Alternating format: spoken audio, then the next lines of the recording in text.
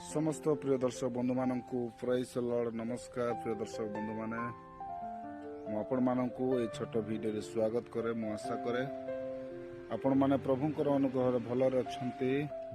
हाँ प्रिय दर्शक बंधु मैंने आम प्रभुंकर अनुग्रह बेस भलरे अच्छु।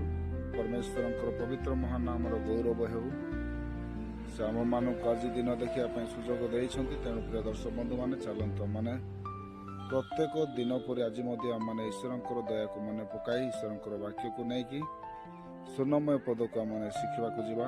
प्रिय दर्शक बंधु मैंने आज स्वर्णमय पदर शीर्षक है द्वितीय पितर 3 पर्व तार 7 पद।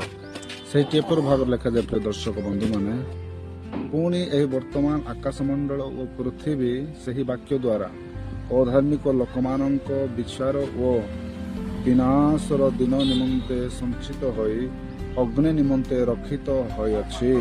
हाँ प्रिय दर्शक बंधु मैंने मु आशा करे आपण निश्चित भाव में आज सुनम पद को आपण जीवन में संचय कर रखी।